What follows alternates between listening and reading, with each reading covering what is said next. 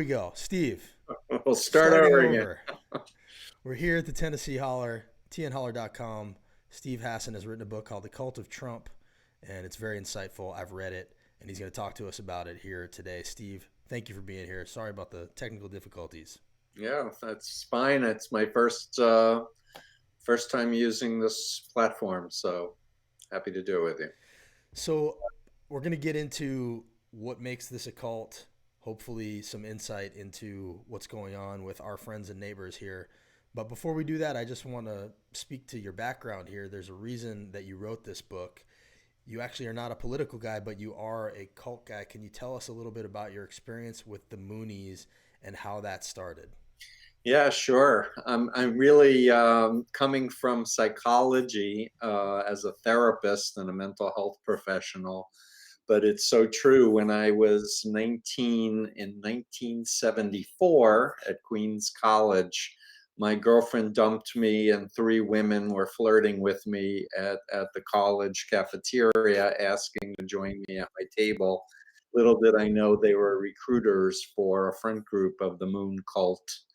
And after a number of weeks of interacting and being lied to and brought away to an isolated retreat where I didn't sleep, I came to believe Moon was the Messiah, that Nixon needed to stay president during his impeachment because God said so, because Sun Myung Moon was represented as the greatest man in human history who was going to save the planet.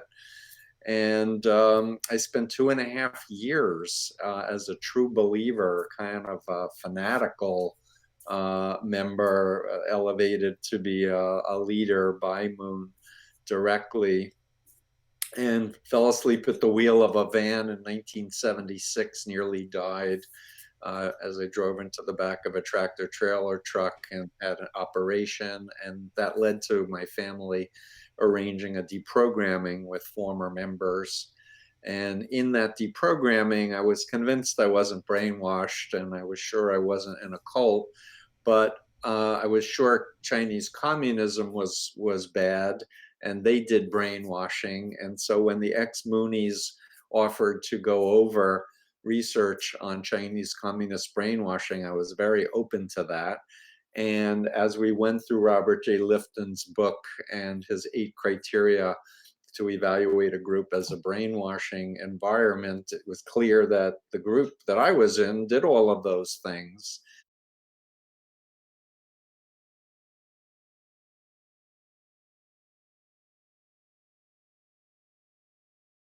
And because I had been programmed to disregard any critics or former members, I was installed with phobias, irrational fears that terrible things would happen to me if I questioned the group or thought about ever leaving the group. And essentially, I was absolutely was critical to my recovery to figure out what was brainwashing, what was mind control. I reached out to former military intelligence people like Lifton, and they more or less encouraged me and said, "You know more than we know because you were there. Tell us." And so I've now written my fourth book on the subject. The first book, Combating Cult Mind Control, came out in 1988 and was published in many different languages. And I've gone on to spend my entire career helping people who've been indoctrinated, Justin, into a black and white, all or nothing, good versus evil worldview, where they're blindly following a person or an ideology and not thinking for themselves, not tuning into their own conscience, not doing investigation, independent investigation. So when the opportunity came and my book agent said, I really want you to do a book on Trump, it was so not my normal focus of writing to get into politics, but I felt absolutely compelled to take my knowledge of 40 years and apply it and see, the arguments that I would be able to support. And so far, everything, the book came out a few weeks ago, everything that I've written is being validated even more so as time goes on, as I'm hearing from more and more people who've read it. Okay, so clearly you are somebody who has the experience here. Before we get into what you saw when you started looking at the Trump thing, I just find it so amazing that what actually saved you, so to speak, almost killed you. So you essentially got into a car accident, and because of that, you ended up leaving the Moonies. Is that something that So you essentially, attribute? I had been programmed to stay away from my family and friends, being told they were Satan. So they didn't even know where I was. I was sleeping 3 to 4 hours a night and just working 7 days a week. What happened with the van crash was I almost died and I was in a lot of pain. So that was one thing, but I was in a hospital basically away from the cult for 2 weeks, reading, I mean, not reading, but thinking and eating and sleeping. And I missed my sister, who I was always very close with growing up and who didn't attack me as being in a cult. And she persuaded me to come visit. But it was a combination of having time away from the group to sleep and to just not have the constant reinforcement, and the exposure to former members and material on brainwashing and mind control that started me reevaluating. So the combination. Okay, we have about 50 people watching us right now, which is a really good number for live. A lot of people watch this after the fact. I just want them to know we can see their comments. So if you have any comments for us as we go, please feel free to comment. Just drilling down on this a little bit, I'm fascinated by it. What was it about the Moonies that made you susceptible to it? Like, just sort of equating that with what's going on with Trump. How do you get to a place where what seems like something that's actually harming you feels like something that's the only way to live? Yeah, it's a really good question. And I would say that universals, not just for me, but for everyone I've worked with, universal appeals of becoming a better person or making the world a better place were the things that I resonated with. But please understand, I was not a joiner. I wasn't looking to switch religions. I grew up conservative Jewish. Um, it really was about deception and not knowing what it was that I was actually being recruited by, and incremental influences where my worldview started getting changed systematically. And I didn't have an opportunity or an understanding to understand all the different social psychological forces that were being used on me to convert me, including hypnosis, by the way, which is something that I've spent almost 40 years studying now. That's really fascinating. And I think that gets us to the heart of what's happening here. Because what we've really seen is an entire political party go through that transition where they were against this guy for the most part and everything he stood for. And now suddenly they're defending all of these things that, you know, 3 years ago they would have scoffed at and wanted no part of. So you're saying that there's an incremental sort of groupthink that's happened and you've watched it happen. Can you tell us what you see that Trump does that reminds you of what you went through?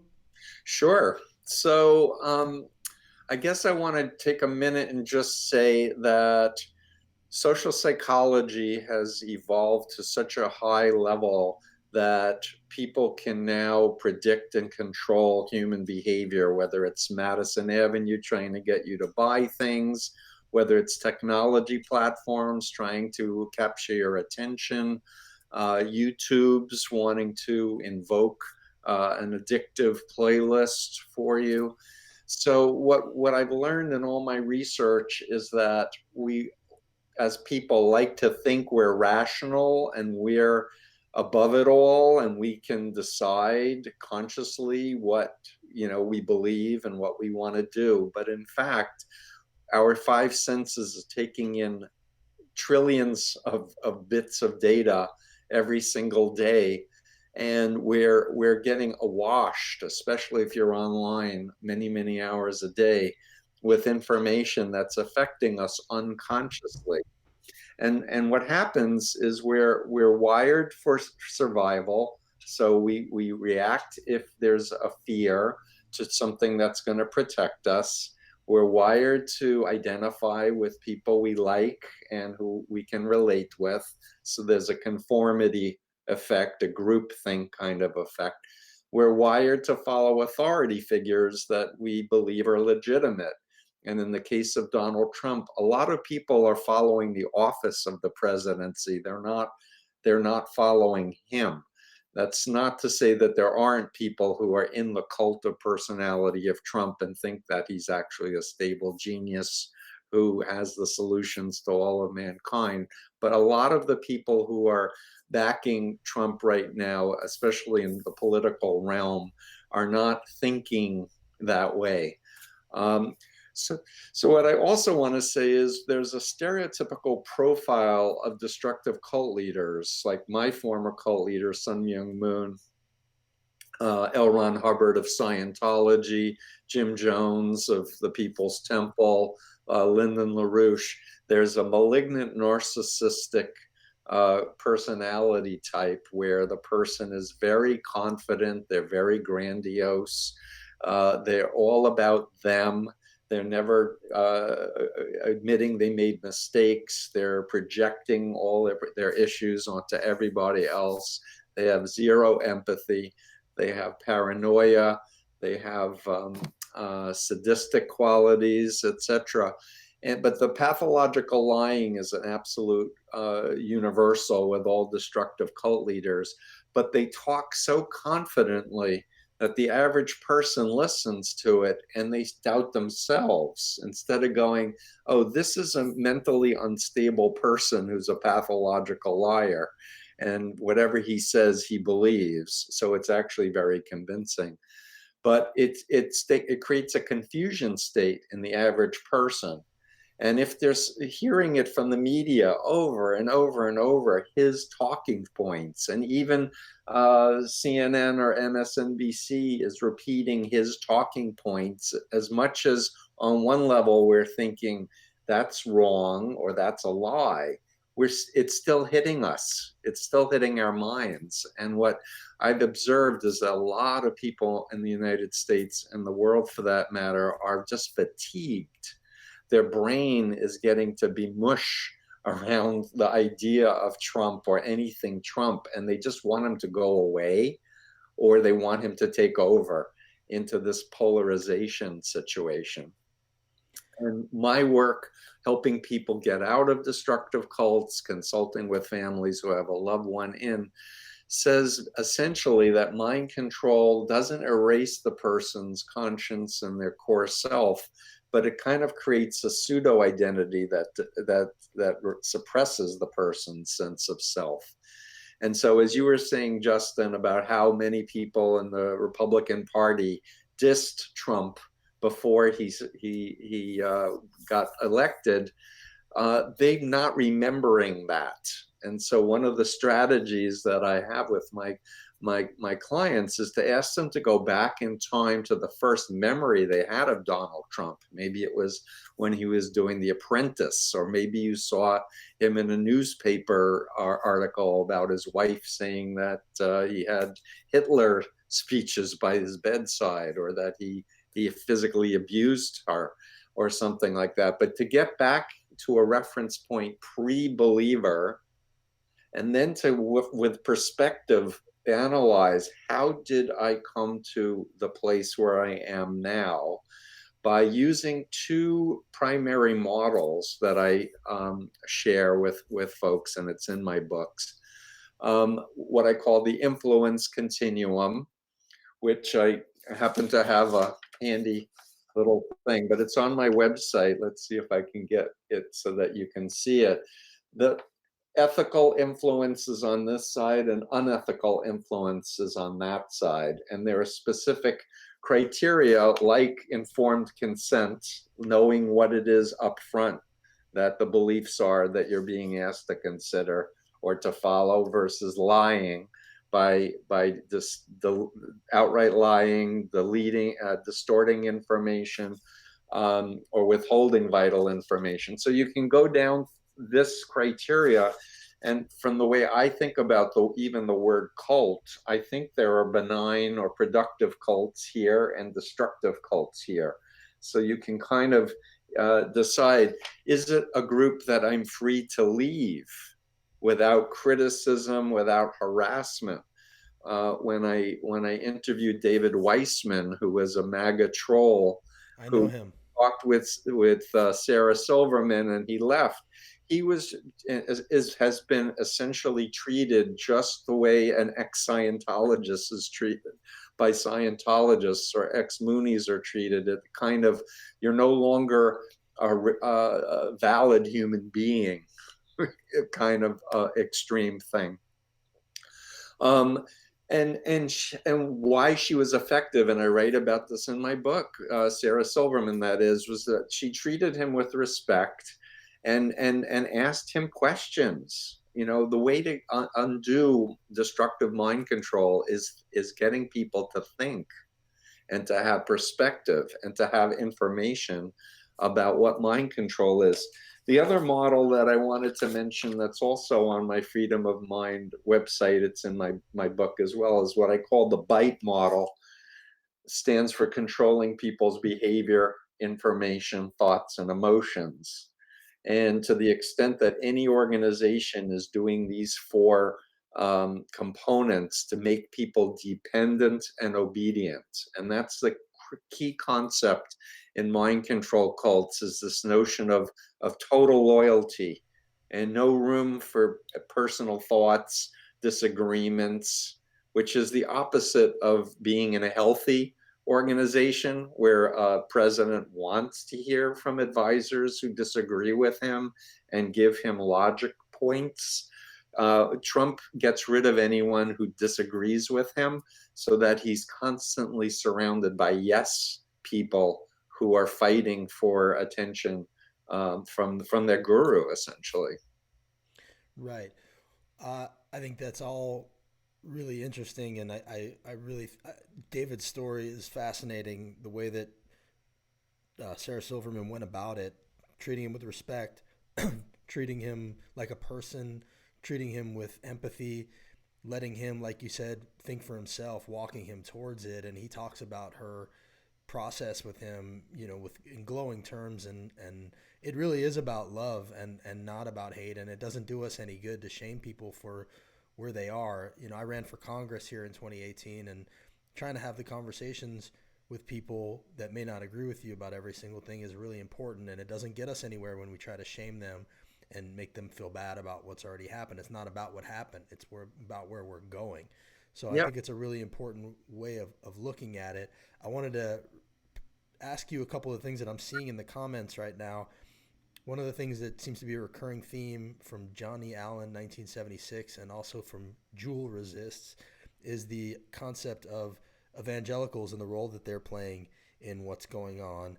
Uh, where do you draw the line between, I'm a faithful person, I'm a Jew, I was bar mitzvahed in an Orthodox temple. I ask this with complete reverence for by the people of way. faith. Right. I ask this with reverence for people of faith, but at what point where's the line between religion and cult, and what role does religion play in what we're seeing today with followers of their false idol, which is what I believe he is. Yeah, it's a really important question. So I really believe that to have freedom of religion, you need freedom of mind, and that however you want to understand the Garden of Eden story, which is the core of the Abrahamic faiths, Judaism, Christianity, and Islam, God didn't brainwash Adam and Eve to be dependent, obedient robots. There was intentionality around choice and a desire for following out of faith, and that's my understanding of the religious experience, is that you using deception and coercion is the opposite of what Judaism teaches and Christianity, in my opinion, about love and about service and charity and goodness and social justice. Um, I have many evangelical friends who are just outraged that people are mindlessly believing, like Franklin Graham, that Trump, is a great force for God on earth, and they're wanting to abolish the separation of church and state. They quote Jesus as, as you help the least in my kingdom, you help me. It's easier for a camel to go through the eye of a needle than a rich man to enter the kingdom of heaven. So what is being reported in the mainstream media, it seems, as evangelical Christians is really not evangelical Christians that I know. But I write about in the book about different Bible cult groups. One of the bigger ones falls under the title of New Apostolic Reformation. These are folks who claim to be apostles or prophets that get direct revelations from God, who speak in tongues and presume to cast out demons and do faith healing. And there's at least 10 million Americans who are full bore believers that they need their prophet or their apostle to keep them safe from these evil spirits that are going to invade them. And it's these folks who are, I think, the core base in the religious sphere of Donald Trump. There are others, the Pat Robertsons, the Franklin Grahams, the Falwell Jr. and such. But if something's legitimate, it will stand up to scrutiny. And calling names or belittling others who disagree with you is not going to bring about a not more ideal world. And what I'm seeing, so blatantly is this very negative, angry, hostile, fear-oriented, black and white, as I said before, us versus them mentality. So I've been accused of being in the cult of George Soros. Huh? We all are. I'm brainwashed by the cards. I'm like, excuse me, let's talk about what is brainwashing. And I'm open to hearing critical points of view to consider them, but I'm not willing to be bullied by a totalist who's going to just tell me over and over again the same rhetoric that they've been indoctrinated with, in the hopes that I'm just going to cave and agree with them, because it just doesn't work. Right. Well, I want to read a couple of the comments here as we're talking, just so people know that we're listening. Getting my freak on, that's his name, says, I have family that are far-right Christians, and 45 has ruined my relationships with them. I do see a link to willingness of near martyrdom for the MAGA cause and their movement. RadioVox.org says, Mr. Hassan, do you know the destructive cult leader Olavo de Carvalho linked to Steve Bannon? Do you know that name? I don't, but email it to me, and if you have any information to that. I know that Bannon is involved with very extreme Catholic theology and such. I watched a documentary about him. He seems to definitely like to consider himself to be the devil, and likes to be the center of attention, that he's going to disrupt all of humanity. Right. So you are here to plug a book. I want to make sure people know that. We're not done yet, but I just want to make sure people know you're here to plug a book. It's called The Cult of Trump, and I'm flashing now.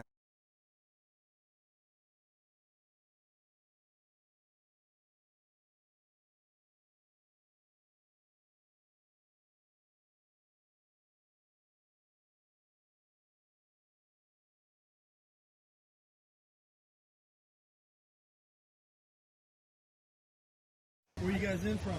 Shelbyville.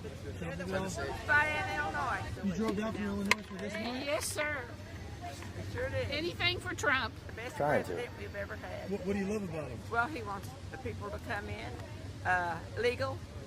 He doesn't want the babies killed. He doesn't want to take our guns away from us. Any of the stuff that's going on in the news bother you at all? Yes, The way it's being does. reported, it bothers me. They You lie. mean the propaganda? Yeah, the Yeah, lies. where they call him racist and say that he needs to be impeached. If they would do any research, they would find. very positively that he read the book and feels like it really does characterize some of his experience.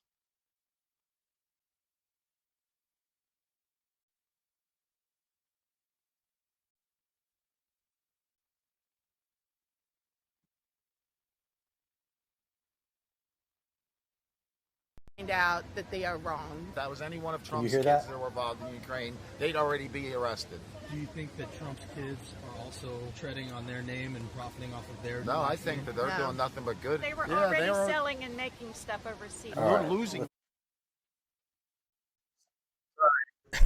Back to what we're seeing. So now I think what I'm hoping the takeaway from this will be is, let's say somebody's watching this and wondering, maybe there's some truth to this. I've been in here. I'm starting not to love some of the things that I'm seeing. I'm realizing that what we're seeing in these hearings is actually true, and this man is running roughshod over the Constitution and using the office for personal gain. I'm starting to wake up a little bit. How do we encourage them to walk towards the light? What are some ways that we can talk to the people in our life about this and help them, like you said with Sarah and David, help them move towards an understanding that, this is what's going on? Yeah, so I want to address one of the people who wrote to you and said that he's estranged from family members who are believers. So what I say to my clients, if they hire me to help someone get out of a destructive cult, essentially is they're the ones in the cult. So if you're not in the cult, you need to be more flexible to to reach to them versus expecting them to connect with you. And the universal, again, I've been doing this work for over 4 decades. People do leave from destructive cults and from destructive beliefs and from destructive relationships.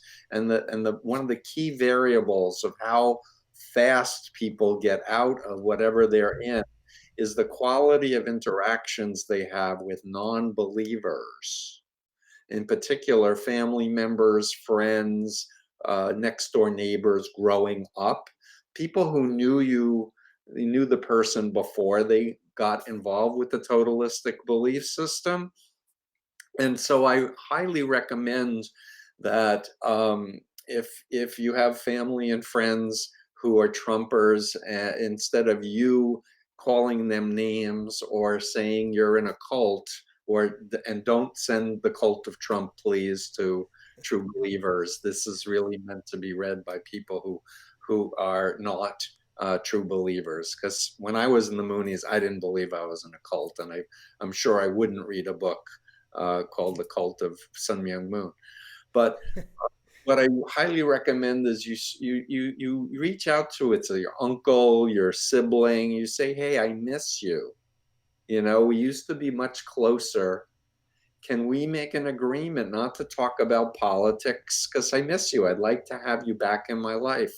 Thanksgiving's coming up. Let's enjoy each other's company. Let's reminisce over fishing trips, or how we went bowling together, or how we did that trip together across the United States, to build rapport and trust." Okay, so the rebuilding the connection and apologizing if you called them names. I'm really sorry. I lost my temper. Please forgive me. Can we start over again? And then adopting a curious, interested perspective, which Sarah did with David. Help me understand how you believe what you believe. And it's going to take some patience, and it's going to take listening skills, and you're going to need to monitor yourself for being triggered, especially if they say hurtful things to you. But understand that deep down inside, people want to know the truth. People do respond to love. And that my friends who've left hate groups all talked about people being nice to them. That helped them to realize they don't like existing with so much hate in their lives. So once you're establishing a reconnecting and remembering positive experiences and expressing curiosity to help me understand how you believe what you believe, they may ask you to read something. Say sure, but let's talk about it. And if you ask me to read something, would you read something that I would share with you to get your perspective on it? So it begins a connection and a relationship. Beyond that, the more advanced stuff is what helped me get out of the Moonies, was learning about Chinese communist brainwashing. And we know for a fact that China is doing these programs right now on many, many people, including Christians and Muslims and other people. So, and China is accusing Hong Kong of brainwashing its students to oppose them. So, in my experience, talking to people who believe in Trump about China and brainwashing, without you saying this is just like Trump, leave that out. Just like, let's look at the behaviors, the behavior control, the information control, the thought control, the emotional control. That's really going to be powerful. And talking about traffickers, most of the Trump people that I've talked with are very concerned about sex trafficking, for example, and labor trafficking. In fact, people who are into QAnon believe somehow Trump is going to eradicate the global trafficking trade, which is a great stretch. But the point is that the same types of techniques that traffickers and pimps use to deceptively recruit and indoctrinate people to be their slaves is the subject of what's going on right now in a bigger level. Lastly, one really needs to step back and look at the overall scene. And that's what I tried to do in The Cult of Trump, is paint the picture of how we've gone from the early 1900s, where Edward Bernays wrote his book Propaganda in 1928, and Madison Avenue got a hold of it. He did the first presidential campaign.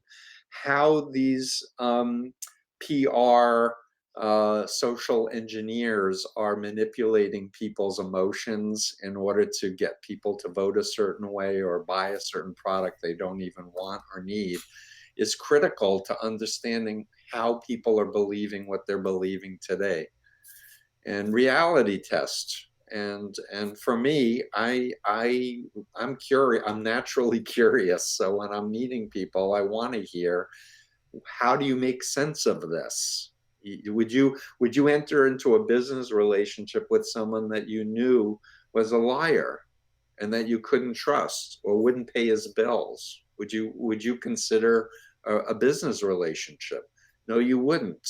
That's interesting. So what do you make of people who had business relationships with Donald Trump, even people who worked for him, that describe how he behaves? How do you make sense of that? Is part of it though that he's giving them confirmation bias? A lot of what he's saying they already believed, and now here's somebody saying it on the big stage, and so this is a guy that's willing to say the things that I already think out loud to the world. That makes me loyal to him.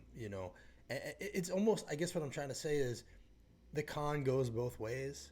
Yeah. Like, he's convincing them that he's the truth teller, but they're also getting something out of it, which is that his interests align with theirs, and so it's a two-way deal. Like, especially for elected officials, I mean, we know that elected Republicans for the most part know what this guy is. I don't for a second believe that most of these people don't understand what he is, but what they get out of it is power and their agenda pushed. And if he has to lie and basically do all of these things that they wouldn't have been caught dead doing a few months ago, that's just part of the deal that they're making, a deal with the devil, so to speak.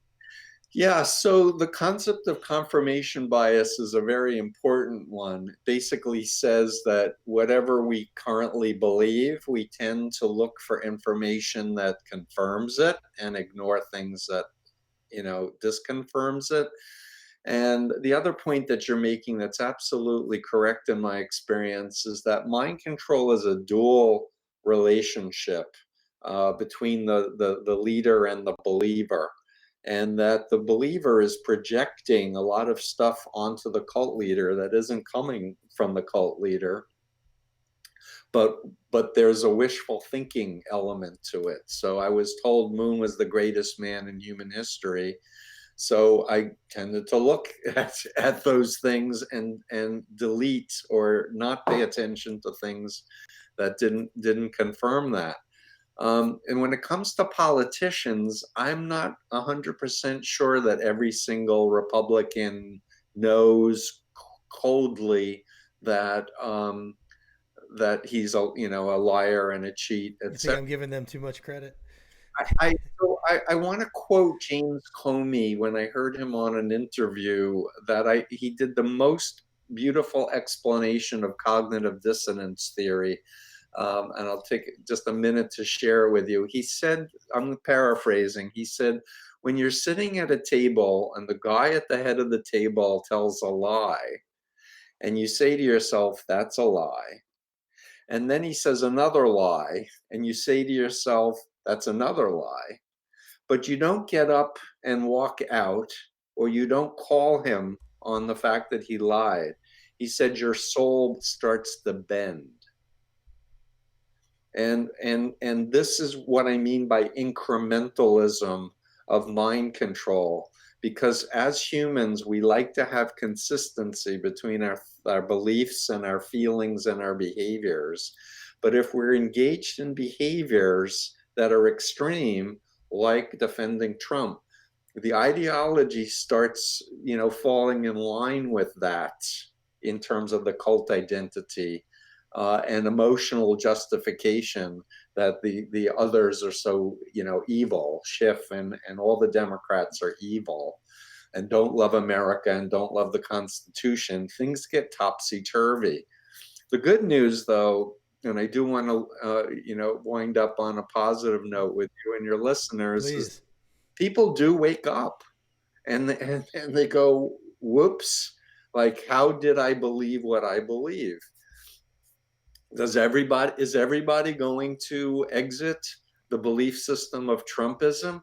In my opinion, they're not, unless they understand the rudiments of what is ethical influence and what's unethical influence, and what are the techniques of propaganda and disinformation, and what are facts, and what we have as science that tests things and is willing to abandon a hypothesis for when there's evidence that it's not accurate or it's not truthful.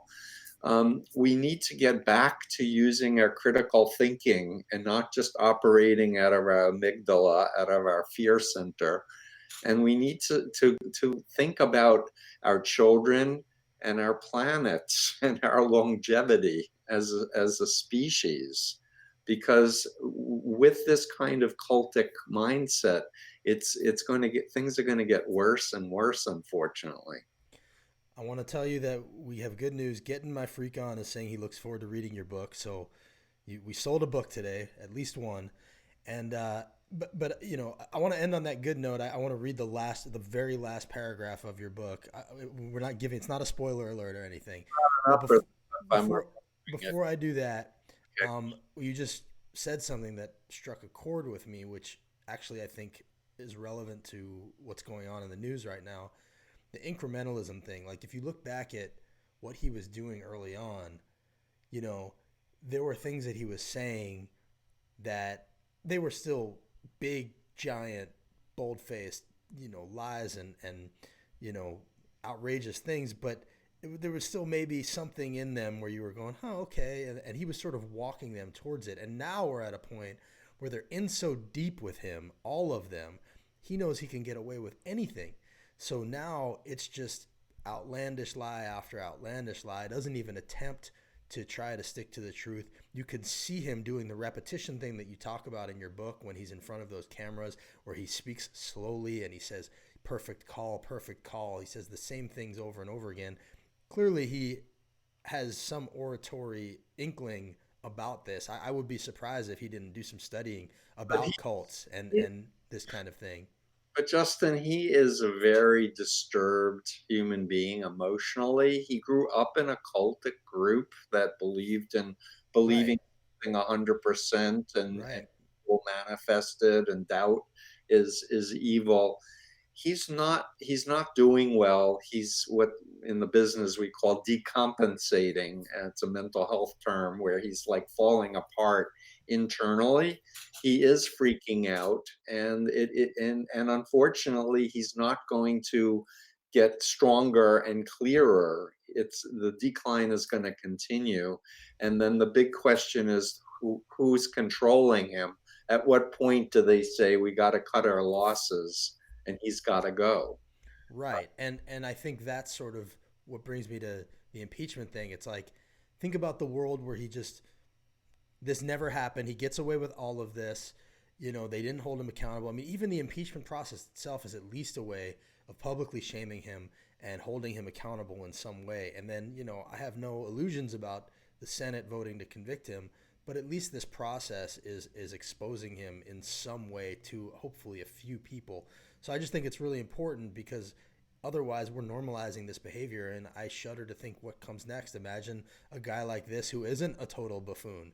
That would Mm. be even more dangerous. So I don't want to keep you forever. I really appreciate what you've done. I see that people are commenting and appreciating that you've been here. So Yeah. thank you for doing this. I'm gonna read you your last paragraph, and then I'll let you have some parting words. Your last paragraph is: in my work with clients, I have seen miracles happen. I have seen people throw off the mental and emotional shackles of many years, even a lifetime of cult indoctrination. I believe that love is stronger than fear, that fear is stronger than mind control, but I also believe the dangers of mind control are greater now than ever. We ignore the lessons of history of Jonestown and other destructive groups at our own peril. So I find that to be a hopeful note that you're striking. What can you leave us with before we sign off here? I think the key is it's going to take a village. If you are cut off from friends and family who are Trump believers, reach out and say, "I miss you. I'd like to be back in your life." Let's not let politics interfere with our being part of a family. Do it incrementally.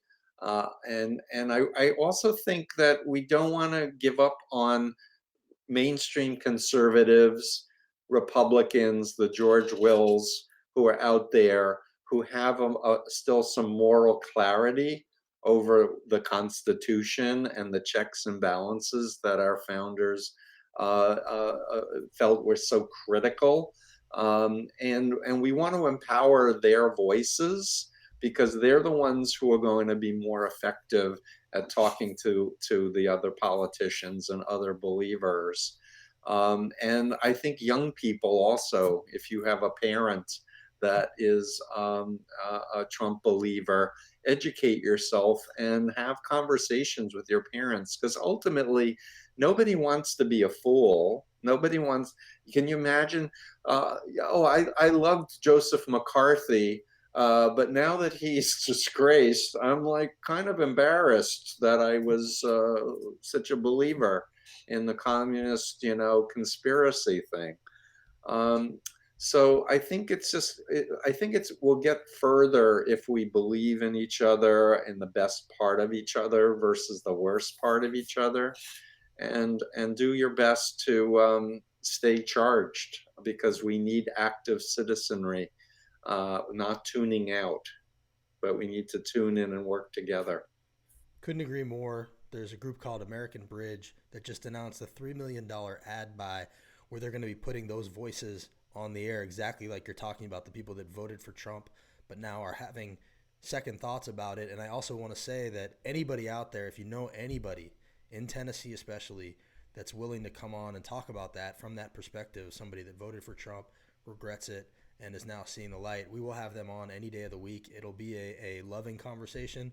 We're not here to shame anybody. I obviously have, you know, I have an aggressive streak in me, but I really do want to talk to people who are walking towards the light. And I think your attitude about it of extending open arms to them and letting them know that we're here is a really, really important thing to say out loud. And so I appreciate that you're doing it. And again, everybody, please, I'm going to flash your book right now. Go check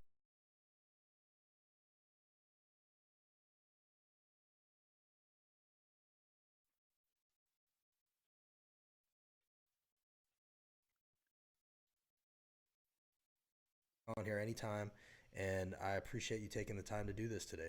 Yeah, thanks. I'm going to say one last thing, which is my experience in the moon cult outed a whole CIA mind control research program. And so there are very powerful forces that want to keep the public ignorant about this material.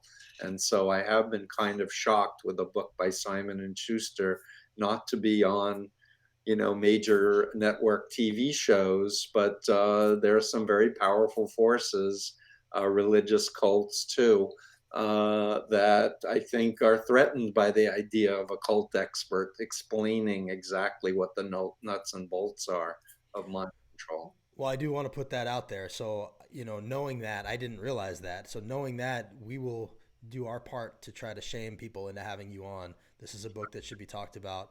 And, we don't have the hugest following in the world, but there are a few people out there that might listen to us. So, we will share clips of this and we'll put them on. Please go buy Stephen's book. It's The Cult of Trump. Also, support us. We're tnholler.com. We're a small independent journalism site here in Tennessee. We survive on small monthly donations. Anything you could do would be helpful. Also, subscribe to our semi-daily newsletter where we try to get the word out about the truth about what's going on here in Tennessee, because it's not just Trump. I think that's one thing that we need to talk about a little bit here, is that it's really not only Trump. Trump's a symptom, but there's a bigger issue here in the Republican Party in general too. So, Stephen, thank you so much. Please stay in touch, and we'll share the link and